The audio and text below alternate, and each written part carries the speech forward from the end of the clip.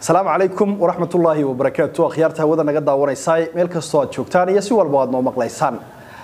waxaad ku soo dhawaataan mar kale martidayada maanta oo aan ka wareysanayno xaaladda guud iyo wixii ka soo kordhay arrimaha galbeedka gobolka City oo toddobaadkii u dambeeyay ay ka soconayeen dagaallo weeraro ay ku soo qaadayeen ciidamada cafartu dadka shacabka ah xoolo dhaqatada isla markaasina ay ku barakicinayeen. haddaba arrintaasi ayaa dhalisay in mar kale ay xiisad dagaal oo xoogan ay isku bedesho. bal waxaan ka wareysanaynaa mid kamid ah odayada gandaha ee magaalada Diridhabe oday Cali Muuse oo ka warbixinaya xaaladda guud ee galbeedka gobolka City. bal Cali Muuse maxaa ka soo kordhay waxyaabihii ugu horeysay barnaamijkeena ku soo dhawow. ودواي بسم الله الرحمن الرحيم الحمد لله أدبر ما تنتين بعد السيما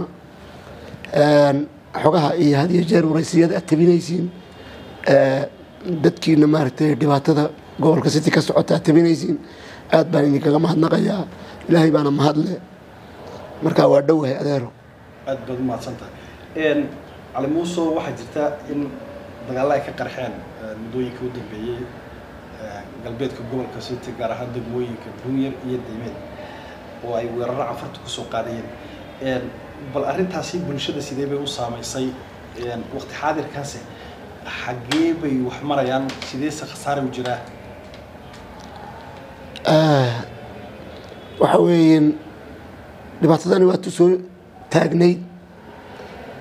مرة دم بيسها كسر دي بدناتو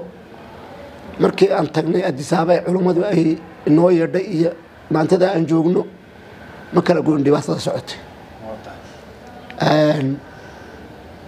وبشير رمضان iyo شوال أو مانتا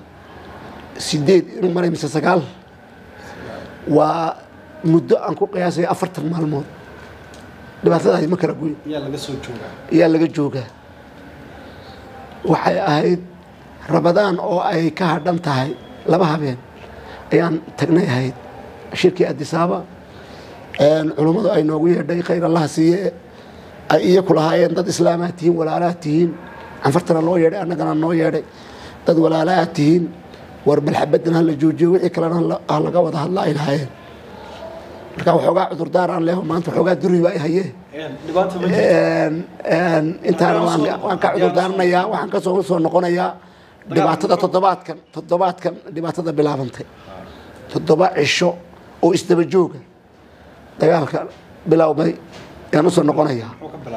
weeraro ay nimanka canfartu ay soo qaadeen oo min madane iyo meesha gobley leeyda inta ka dhaxaysa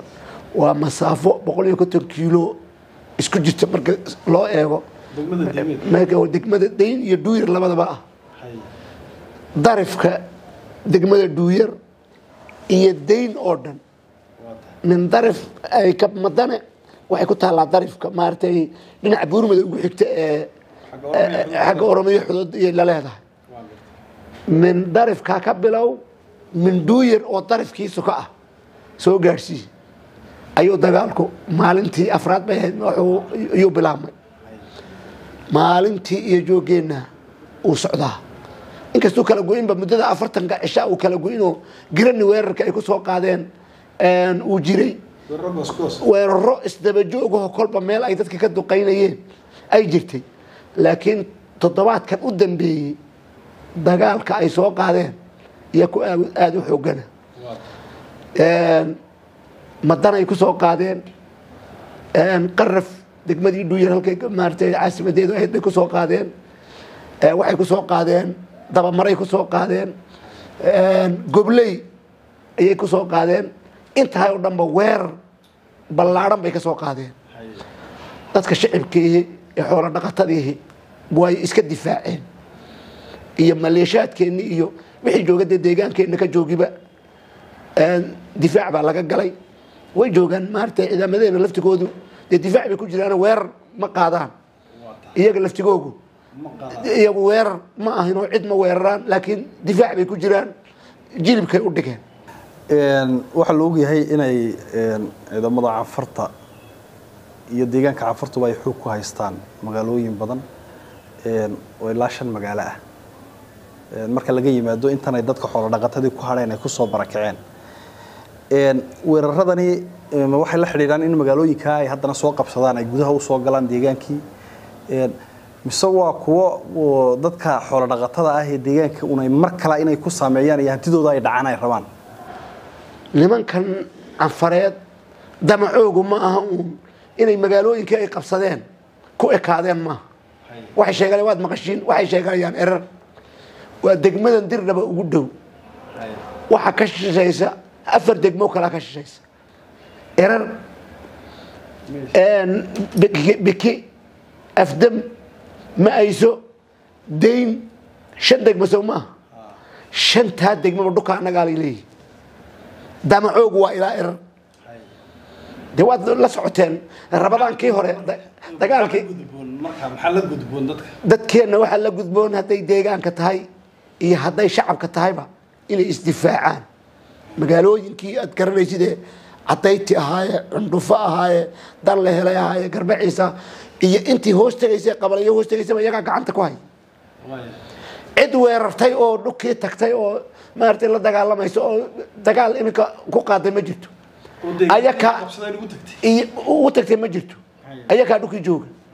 haddana waa kuwa soo socda dadkii soo barakacay bay daba socdaan damacuna waa ilaa erar cid walba way maqashaa rabadaankii hore waa kaad ogeydeen difaaca ay geesiyada liyuga ay ka galeen daba mara asbuul inay gacanta ku dhigaan bay doonayeen damacoogu waa murtidii waa ilaa erar oo Dirdhaba u jirta meelaha 40 kilo ama 30 kilo hada qiyaasta meelaha u jirta waa Dirdhaba hoosteeda marka waxa weeyaan nimankan damacoogu ma aha 3 magaalo iyo 4 magaalaan ku egnahay oo haysanayna ma gobolka city sidoo u dhan yahay ayaan qabsanaynaa way arintaana uma suurta galayso waa dhul Soomaaliyeed dawlad bay leedahay dad baa jooga shacab iyo maxaan ku idhahay ay dawladba way joogan difaacooga diyaar baa loo yahay hawaawigooga beenta ah way ku jabayaan marka waxa weeyaan dadku islaamnimo ay sheeganayaan waliba waqtiyada ramadaanka ah ee ummaddu inay cibaadeysato ilaahay ka baqada ay ahay ay dagaal soo qaadayaan waad ogtiin ramadaankii labaad ilaa asbuuliba in soo gaareen oo laga cishay ramadaankii imikana sidii bay u bilaabeen marka waxa weeyaan damac guracan oo kuwa dibadda joogi iyo kuwa gudaha joogiba ay leeyihiin gobolka city ba annaga leeyihiin gobolka city xuduudiisa waa la yaqaanaa intuu yahay waa la yaqaanaa cid ma lama weydiinayo oo cid laga baryayo ma jirto waana dhul Soomaaliyeed dad buuna Ilaahay dhigay Soomaali baana la dhulka